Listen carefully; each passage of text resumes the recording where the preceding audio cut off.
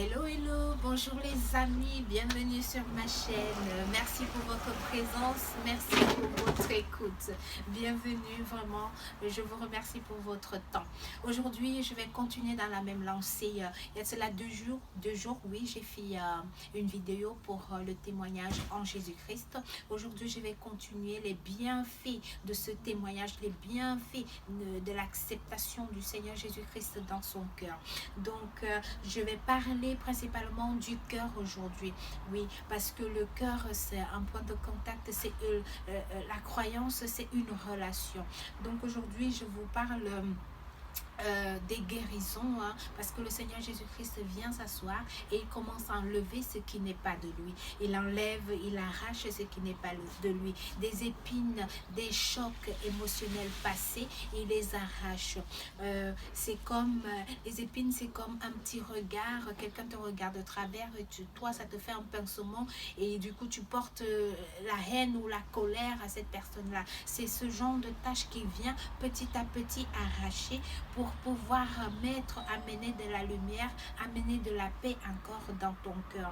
Et donc quand il le fait, tu vas ressentir une fine douleur. C'est une douleur qui va partir légèrement. Là, tu sauras que le Seigneur est déjà en train de faire le travail, que le processus est déjà lancé. Donc, je vais vous amener aujourd'hui sur le psaume 147, verset 3. Je lis la parole. Lui qui guérit les cœurs brisés, et qui bande leurs blessures. Lui qui guérit les cœurs brisés et qui bande leurs blessures. La Bible est remplie vraiment des promesses du Seigneur. Si tu crois à ces promesses, cela se réalise dans ta vie. Il guérit effectivement les cœurs brisés. Nous avons tous eu des chocs passés, des chocs émotionnels passés. Ces chocs-là, il vient les enlever tranquillement, comme je le disais. Et là, vous allez ressentir comme une ère nouvelle. Même l'oxygène, l'air que nous respirons, vous allez ressentir vraiment dans les poumons comme si cette air-là était plus frais, elle est fraîche.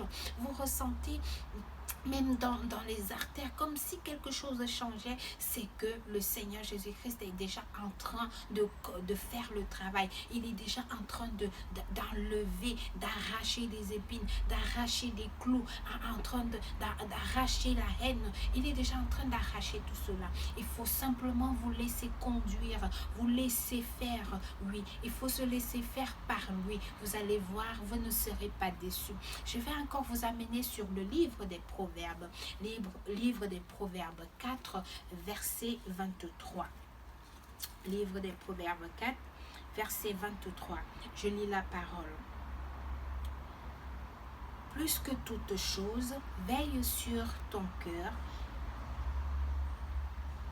C'est de lui que jaillit la vie. Plus que toute chose, veille sur ton cœur. C'est de lui que jaillit la vie. Oui, cette vie, notre cœur est la source même. Et si tu gardes la haine, la colère, la jalousie, tu ne vas pas t'en sortir. Il faut savoir se détacher, il faut savoir enlever. Mais en Christ Jésus, la bonne nouvelle, c'est que quand tu as le Seigneur Jésus-Christ dans ta poche, il t'aide au quotidien. Pas après pas, il t'amène à évacuer, à enlever chaque jour. C'est une relation avec lui. Il t'amène chaque jour. Parce que dans sa parole, il a dit, de sa plénitude, nous avons tous reçu grâce pour grâce.